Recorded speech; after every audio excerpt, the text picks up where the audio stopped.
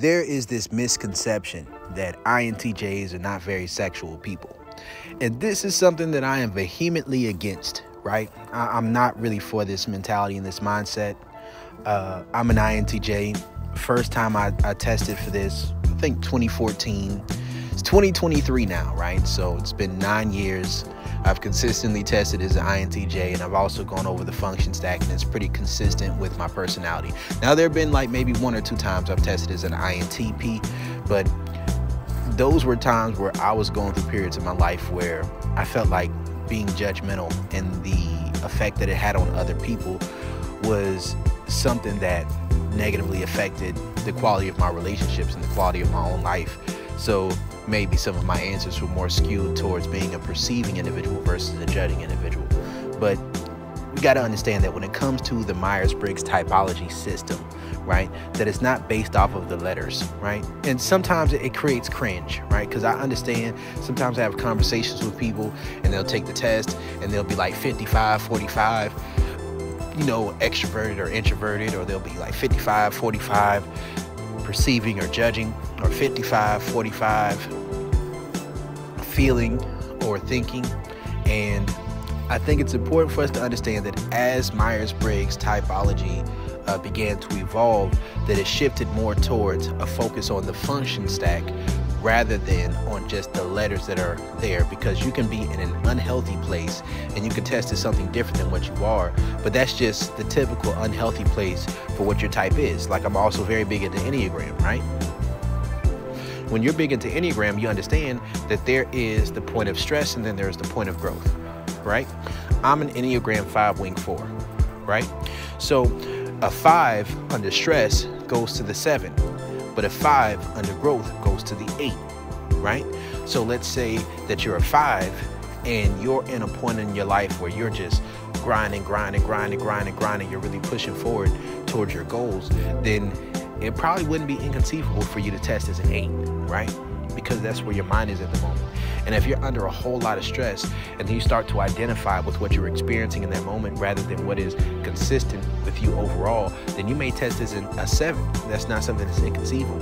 And 9 and 5 are also 2 types that tend to test pretty close to each other. I think I tested the highest as 5. Most times that I've taken the test, I've always tested as a 5. I've never tested as anything other than a 5. But then there's also times where 9 was probably my second highest, right? Which is pretty interesting for me, because I don't think I'm the biggest person when it comes to peacemaking, but I also don't like drama in my life. But what I'll say is that as an INTJ, I'm a dom, right? I love being a dom. I love submissive women. And this is something that it adds value to my life. I very much enjoy it. And I go on forums, I go in different places, and I just observe, right?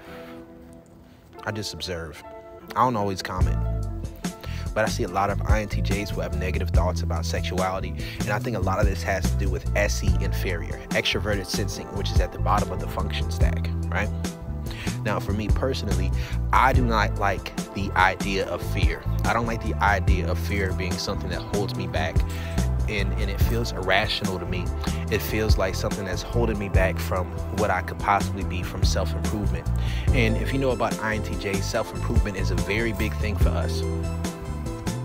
So in my life, the things that people know me for, the things that I excel at, typically are things that appear to be extroverted and tend to rely on extroverted sensing. But the secret is that behind the scenes, I do a lot of introverted intuition. I spend most of my time in introverted intuition. And my introverted intuition is influenced by my introverted feeling, which is, you know, something that's near the bottom. It's the tertiary function. It's something near the bottom of the function stack. It's not my primary thing, but it's something that influences those other things. I take that introverted intuition, I take my extroverted thinking, and then that moves through that introverted feeling till I get all the way to the point of extroverted sensing, and I develop those skills to the point where I have the ability to operate out of extroverted sensing in a way that appears to be natural for others. Although those things may not always have felt 100% natural for me. So those areas for me would be like boxing and boxing coaching, I was an undefeated amateur boxer, right? Another one of those things may be writing songs and performing music, right? That's something that seems pretty extroverted, being up on stage. I've never had an issue with stage fright when it comes to public speaking, when it comes to performing. That's just never been my personality. But another thing I was into is, and I am into, is BDSM. Now, why I love BDSM is because I realize that as an INTJ, sometimes being overly logical about relationships is something that makes people feel uncomfortable, and it's something that makes people feel uneasy, and it's something that doesn't really work. But being very logical, right? Being very intentional about how you go about your dating and relationships and sexual dynamics is something that works if your system, if your mindset, if your ideology leads towards bridging the gap between emotions and logic through creating sexual desire. So to me, I just get wrapped up in this idea of creating such a strong feeling of sexual desire within a woman that I'm interacting with, to where she'll give me control, to where I can act out my ideas and my fantasies and my desires dealing with that woman, to where I can tap into her fantasies, use my introverted intuition to find solutions, and then to think of what scenarios may be, and then to use my extroverted thinking in order to solve certain issues. And I don't always look at them as issues. I just look at them as fun problems to solve. And throughout my life, I've looked at different scenarios when it comes to BDSM, when it comes to just relationships in general, and this is, to be honest, I've learned better over time, but oftentimes you come to the place dealing with women when you're a very logical or at least rational type of person, or a rational type of man, that a lot of women don't know what they want, man. And that can be frustrating. But then you can come to a place where you accept that, you don't fight against it, and then you just interact with women and you tell them what you want to do. That's been life-changing for me, honestly. And I've learned through being bold with women about my sexual intentions, of creating and knowing how to create that sexual tension, that strong feeling of sexual desire, that oftentimes when a woman is in a state of having a high level of sexual desire towards me, right, and high level of attraction towards me, especially around the 8, 9, and 10 level, especially the 9 level, right, that I can speak to her directly, and her attraction to me, her desire for me, her respect for me will allow me to enact and to put into play my ideas, certain structures, certain systems, because INTJs are all about developing systems, and use these systems to use extroverted sensing to give her experiences of pleasure that go beyond her frame of reference of what she's already experienced. But I couldn't do that without being in control, because most people, I'll say this, most women that I've encountered, they don't know their bodies that well, and there are some women who do. But with someone who has studied the female body, studied female sexuality as much as I have over the course of my lifetime, even from a young age, many women do not know as much about their bodies as I do. I can't think of a woman who I've had sex with more than 3 or 4 times who knew more about her body than I did. And that may sound arrogant to say, but as an INTJ, competence is a very important thing to me. So in my experiences, I've reveled in the opportunities to give women orgasmic experiences that they've never had, right? I study the female anatomy, right? Because primarily I'm a pleasure dom. I've been a daddy dom. I've been a master. I've been a financial dom. I've been different types of doms, but primarily I flow out of the pleasure dom, right? Which is, I take my time to be what someone has referred to me as this before. It's called a Dixman, right? Let me see if I can find that definition of a Dixman real quick, right? Let me see if I can find that, because I think that this is a pretty good explanation of what a pleasure dom is. Someone sent this to me. We were having a conversation one time, and while we were having this conversation, she said that she was talking to her homegirl, and while she was talking to her homegirl, she referred to me as one of these right here, right? This is somebody who I'd slept with before, and when she was thinking of how she could describe me as a sexual partner, this is what came to mind. So a Dixman is a man with knowledge and skill to not only be good in bed, but satisfy, respect, and completely digmatize his woman. The Dixman is not a selfish lover.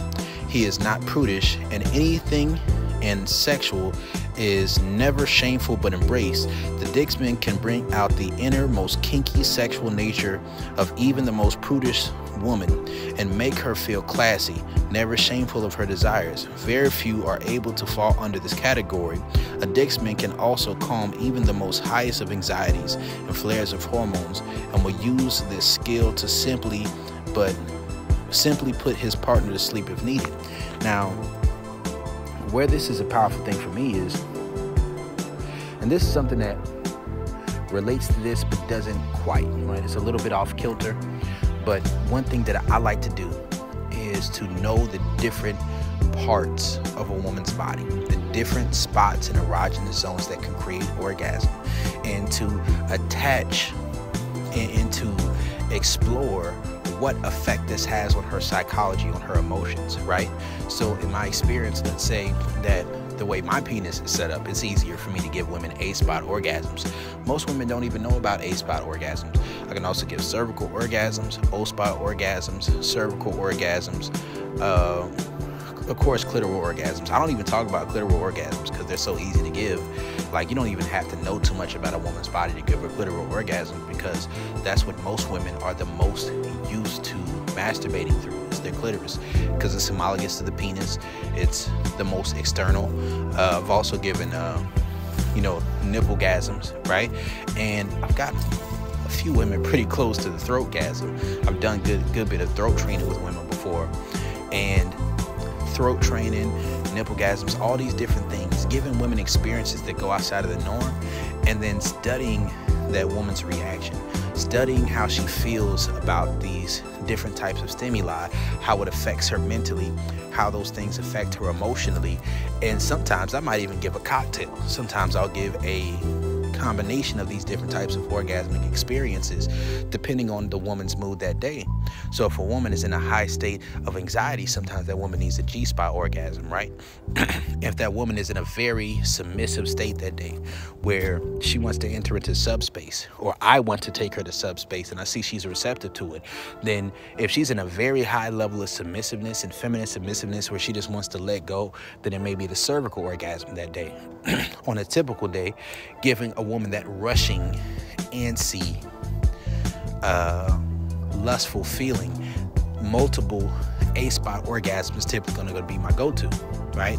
And the O-spot orgasm, that's a different one too. That's probably been the one I gave the least of.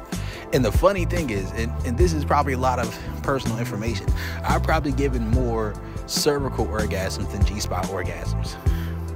I don't know if that's a common thing, but that's how it's been for me. And I've probably given more nipple-gasms than G-spot orgasms too. That's something I'm working on, right? But in my experience, just seeing the way these different things affect a woman's psychology, the way they affect a woman's feelings, the way they affect her emotions. Another thing for me is this, I'm very big into studying psychology. So I love Carl Jung. I love Carl Jung. I listen to a lot of videos about Carl Jung and some of the audio books, and studying the shadow, and integrating the shadow. When it comes to integrating the shadow, to me, a big part of that for me as a man is coming to the place where you no longer view your dominant sexual desires, your predatory nature, that hunting instinct that wants to take advantage, right, as a negative thing. Seeing your desire for sex is something that a woman wants sex just as much, if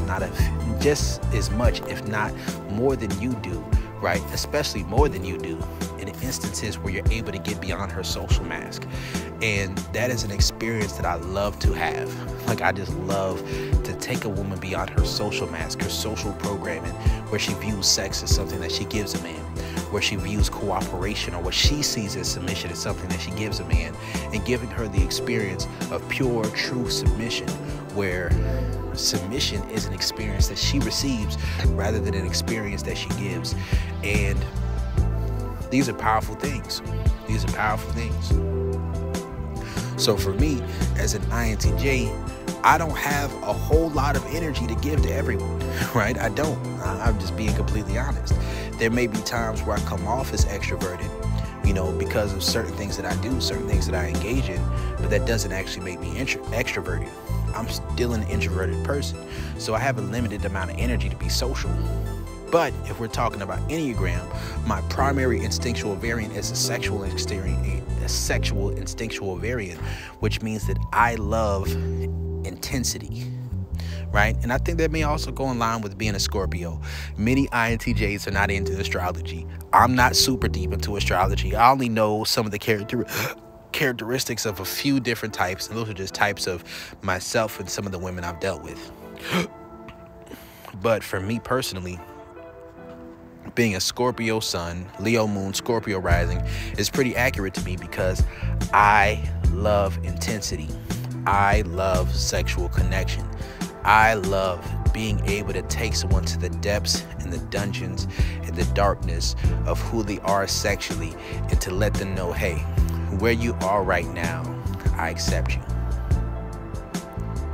There's nothing to be ashamed of. There's nothing to look at yourself about and say that you're wrong for what you're doing with me right now. Anything you ever do with me sexually, I'm not going to judge you for. And it's a certain level of trust that a woman will give to you when you allow her to be herself sexually on that level, where she knows and she just opens herself up. She blossoms like a flower, and you just take her to these deep places. You take her to these places where she never even knew she could go. And I love taking women to subspace. I love it. So, it's just one of those things where this is just something that's been in my personality for a long time, right? Like, these are experiences that I wanted to have when I was younger. I remember being in high school, studying the different spots that could give women orgasms, right? I remember being in high school listening to Alexis K. Tyler, right? And she would be talking about digmatizing women. And these are experiences that I wanted to have. Now, when I was much younger, my mentality was on being a nice guy. I just wanted to be socially acceptable, but I was never somebody who was fully wrapped up in this idea of being socially acceptable. Something to understand is that the super ego of the INTJ is the ISFJ and vice versa. Like, my longest relationship was with an ISFJ, and we had our issues, right? But the super ego was each other, and I think that's an interesting thing. And I think there's a lot of correlation between INTJs and Enneagrams, just like there's a lot of correlation between ISFJs and Enneagram 2s. So a lot of INTJs are Enneagram 5s, a lot of ISFJs are Enneagram 2s. And there's this thing about opposites attracting when it comes to the Enneagram 5 and the Enneagram 2. I remember watching Richard Roll, and he was doing a lecture where he was talking about the Enneagram 5 and the relationship dynamic breakdown between the Enneagram 5 and the Enneagram 2. And I'm like, yeah, that shit's pretty accurate. That's how it went. Started off dating, then you end up, I don't want to go to church anymore. And that's exactly what the fuck happened. I didn't want to go to church anymore. And a lot of that is because I'm not a fan of things that are too, I don't want to say too mainstream, but I feel like a lot of rules that come with what's particularly deemed and accepted as socially acceptable are bullshit and are actually detrimental to relationships and life in general, that are detrimental to the growth and the process of individuation and self-actualization. And I think that's something that's pretty consistent with me and a lot of other INTJs. I'm not a big fan of social norms, so I like to do things that go outside of the norm, right? I like to embellish in the fact that I'm a fetishist. I'm a kinky guy. I'm a really kinky guy. Like, I like having a foot fetish. I didn't always have one. I don't think my foot fetish really developed till I was like 19, 20 years old. And I saw the impact that it had. Like, I saw how being able to have a connection and a dynamic that extended beyond the social norms is something that could create a lot of positive experiences that could also help relationships stay together beyond just that novel first meeting each other aspect, right? So I talk about sexual integration. I talk about dom sub dynamics a good bit, and just being a dom, I love being able to create plans, right? I love being able to create systems and structures, to have a program, right? It's something a lot of doms talk about. Maybe some of this stuff came from the pimp game, but I ain't too familiar with too many pimps, you know what I mean? I've heard people say that my mentality reminds them of one, but that's not my mentality, because shit, you can go to jail for sex trafficking for that shit now. You know, all you got to do is fuck up a little bit. I remember there was a point in my life where the same thing that Andrew Tate's going through now, I wasn't too far from going through that shit myself. And I'm kind of glad that it didn't work out the way I wanted it to at the time, because although I would have made a good bit of money, all it takes is for one person to say something bad about you, or for you to lose your cool one time and do something wrong when you have that much power over a scenario, and everything is going to crumble. Your whole empire is going to crumble beneath you. And things didn't get that big before that point. But what I'll say is this, man, it's just, in my experience being a dom, one thing you'll understand about that's true between both a dom and an INTJ is that the way that I show my love, the way that I show my devotion for an individual who I care about, is by thinking about their issues, thinking about the struggles, thinking about the things that they deal with, and by developing a plan that will make it easier for them to go through their path of self-actualization, right? So I'm big on rewarding good behavior. I'm also big on developing a path for growth for whoever it is that I deal with in some way, shape, or form. And I feel like that path of growth is much easier received for an individual who is in a feminine, submissive position with you. So it's not really my goal to control every aspect of a woman's life, to get in the way of her making her money, to get in the way of her job. That's not really my goal. I'm not really into that. My thing is more so about saying, hey, these are some paths of growth. These are some issues that you're having. You tell me about your issues. This is one way of going about it. And one thing that I realize is that oftentimes the greatest place of pleasure is going to be the new place of authority. So if you're not the peak of pleasure, then whatever vice a person has, that's going to be stronger than the advice you give them. Psychological reactions can pop up, and they will feel very resistant towards the advice you give them. And one thing about being an INTJ is you do not like when you take your hard-earned energy and your hard-earned knowledge and you give it to somebody who's not going to actually follow through. And one thing about being a dom is that you can hold an individual accountable to following through with the advice you give.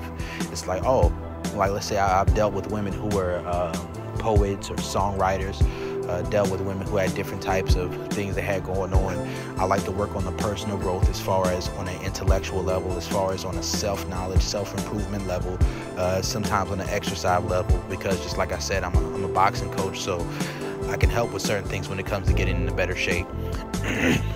With integrating the diet, I can work with a woman I'm dealing with certain things as far as how she deals with her family members, sharing a different perspective. I'm very big on the concept that stimuli is neutral, and with understanding that stimuli is neutral, sometimes you go through different aspects of exposure therapy. So I like that I've had experiences where women have been through emotional abuse, verbal abuse, physical abuse, or sexual assault, and being able to reenact those things in a way where a woman desired those things, to learn that stimuli is neutral, and then from a place of having re-experienced some similar stimuli in a way where she desired it, in a way where she wanted it, in a way where she craved it, in a way where she damn near begged me for it, to afterwards explain where the man was coming from who may have done certain things that hurt her. Now, there's certain things that are just wrong and they're just bad and I don't fuck with them, right? And I guess that's the introverted feeling. That's my moral compass, right? But then there's also certain things where I look at those situations and I'm like, you know, if you knew what you know now, you probably could have fixed that relationship. That's one thing I've told women before. Like, if you knew what I knew now, if you knew what you knew now from the time that you spent with me, then your relationship wouldn't have had to end, or it wouldn't have ended as bad as it did, or it would have ended sooner. And I guess that's an important thing for me when it comes to being a dom, is to be able to share different perspectives, to show that stimuli is neutral, right?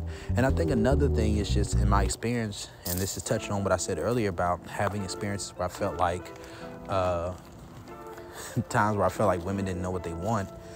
And that sounds pretty misogynistic. I get it.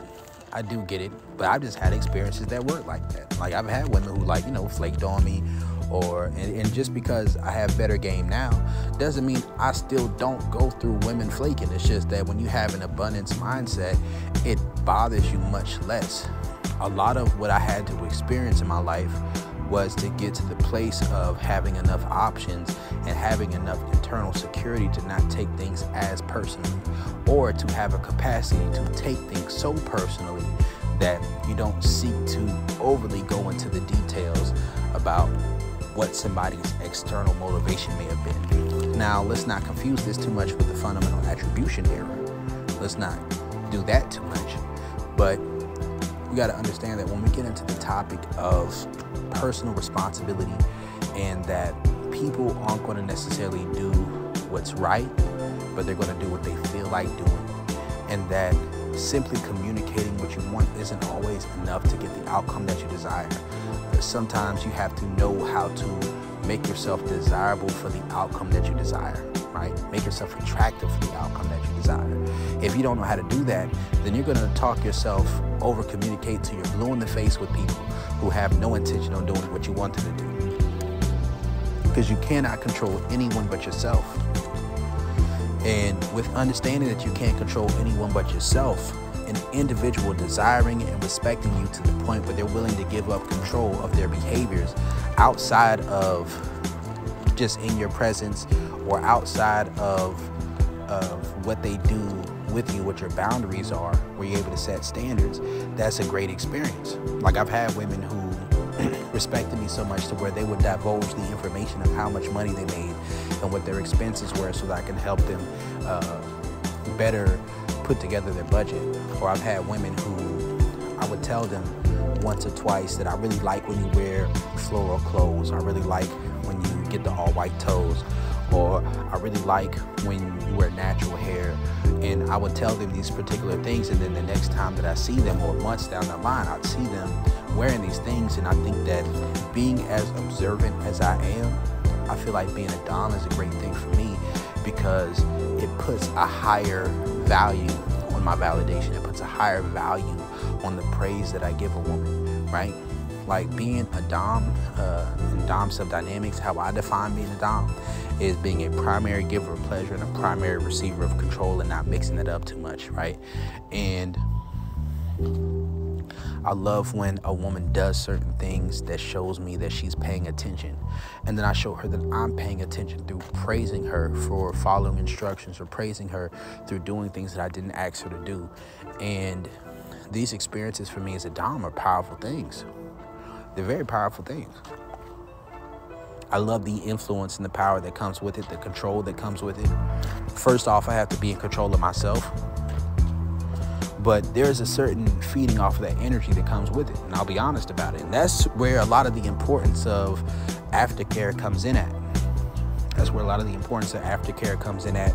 Because when a woman is in subspace and she's having, 10, 12, 15, 20, 30 orgasms back to back, and she's in subspace to the point where, regardless of what she says socially, anything that you want to do, she'll be open to do in that moment. There's a lot of energy that's poured out in that space, in that headspace, in that mind frame, in that mindset, in that particular time. And for me, I'm a person who always lives outside of certain social norms.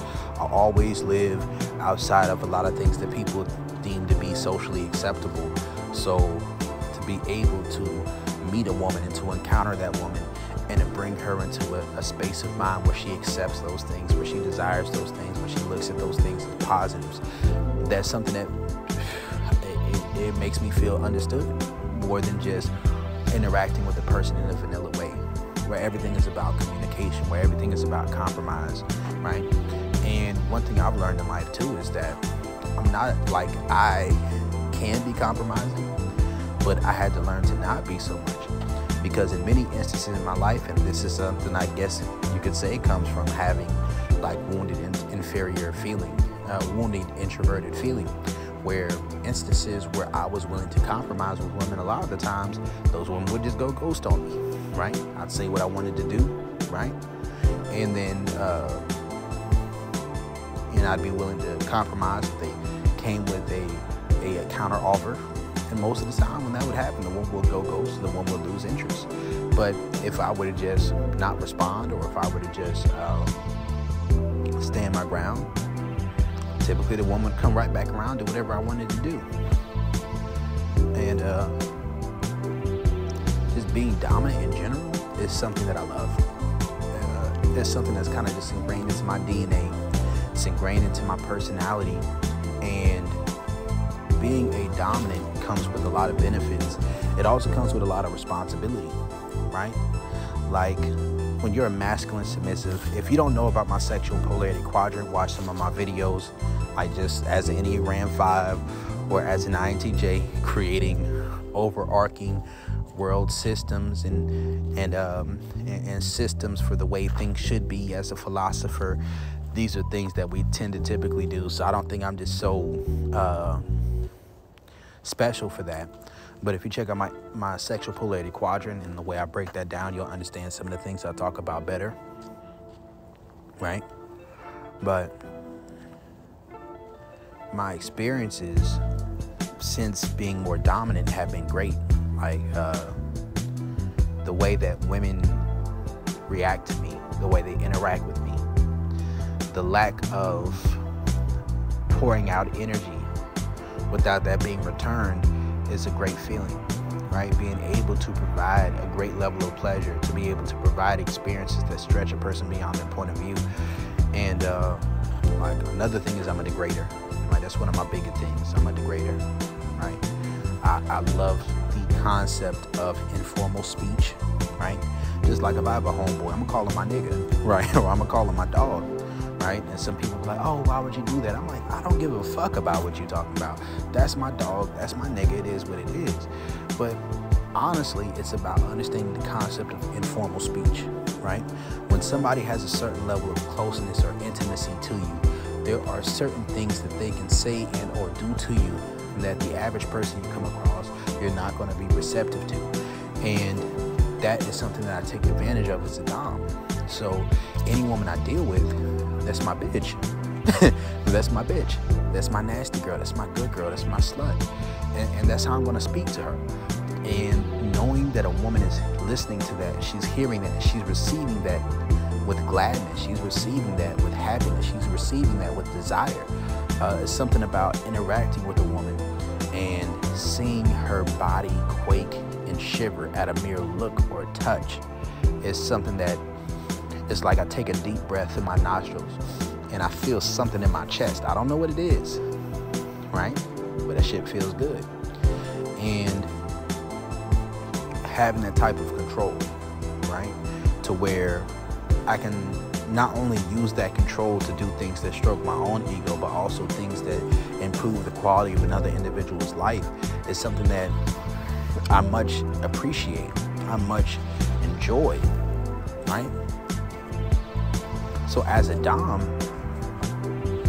I don't see why more INTJs don't talk about being into BDSM. I really don't see it. I don't get it. Maybe it's that SC inferior, like that inferior extroverted sensing and that fear of being overstimulated with stimuli. But, you know, it doesn't have to be a whole lot of people when your dom subdynamic. Like, yes, I may have been a guy who would have 5 to 7 women in rotation at a time. I lowered that number down. I lowered that down to not really wanting to deal with more than 2 or 3 women at a time. But at the same time, it's been a great experience for me. I think a lot more INTJs with your introverted intuition, if you orient that somewhat towards sexual scenarios of learning how to give that banter, to throw it back, learning how to develop certain scene setting skills, to learn how to develop your system when it comes to relationships. Because a lot of things for me with BDSM were just that I have certain ideas about how relationships could and should run that the average vanilla person, and I'll keep it a buck with you, right? Most of the time sometimes my subs are women who are already in the BDSM, but most of the time they're not. But the average woman who's going into a relationship thinking it's going to be a vanilla relationship, most people operate out of a compromise mentality versus compatibility. So for me, I recognize that I need to create the desire, make myself attractive for the outcome that I desire. And there's this point being an INTJ where you have your introverted intuition, but eventually you need to go through your extroverted thinking. And it eventually needs to go through your introverted feeling and your extroverted sensing to take those ideas that you have in your mind and bring them into fruition, and bring them into real life, and bring them into practice. If it just stays in your head and it never gets out, you might go through a fucking NI-FI loop. It never goes through extroverted thinking. You never experience it through extroverted sensing. And it's just something stuck in your head. It's paralysis by analysis. And getting into BDSM for me was just one of the many areas in my life where touching on bringing ideas and thoughts that were in my head into real life versus it just being something that was in my head, something that felt too lofty, something that felt too much like conjecture, something that felt too much like fantasy. And most of the fantasies that I've ever had, like sexually, I've been able to live them out in real life. Not all of them. There are some I still had. There were some roadblocks to some of them, but most of them were things that I've been able to do. And I thank getting into BDSM for that. But I'll also say this, I'm not a scholastic textbook dom, right? No matter how articulate I sound, right? My dominance is based on an everyday life, 24/7, just part of my personality type of dominance, right? It's not something where I'm saying to talk to a woman and say, hey, you want to get into BDSM? It's like, no, it's more so just the way I communicate is dominant from the very beginning with the woman I interact with. Her attraction to me is going to be based off of my dominance from the very beginning. Certain things that take place, I like to lead things to a place of a woman consenting to a consensual non-consent or a blanket consent, degradation, type of relationship where there's certain experiences that are just fun to have. It's not like I'm gonna force a woman to do something that she don't want to do, but at the same time, I'm gonna create that desire to do the things that I want to do. And seeing a woman share in the excitement that I have with something is something that I love it. So I'm not even really interested in being in a vanilla relationship at all, to be honest with you. Like, I've tried at times. It don't really work for me. Like, I just love submissive women. And I understand that there's a certain level of logic, planning, leadership skills, guidance that comes with it. I also understand there's a certain standard of dominance that you have to uphold when it comes to dealing with submissive women. But I love it. That's just how I like to operate. And I don't think enough INTJs really talk about it. I've been looking through YouTube to find INTJs that were into BDSM. I've been looking online. I haven't found too many.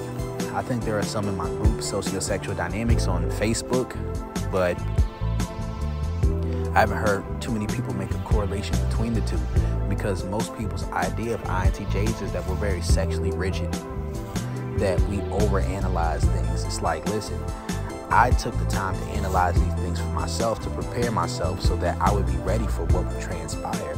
It's not a matter of me sitting there trying to psychologize the pussy in the woman's face and having all these deep conversations. I do deep conversations, but to be honest with you, most of the time, if the conversation gets too deep and too long and we aren't already fucking, that shit's not going to work out. Because typically that's a woman who already doesn't feel that level of attraction necessary to take that submissive position.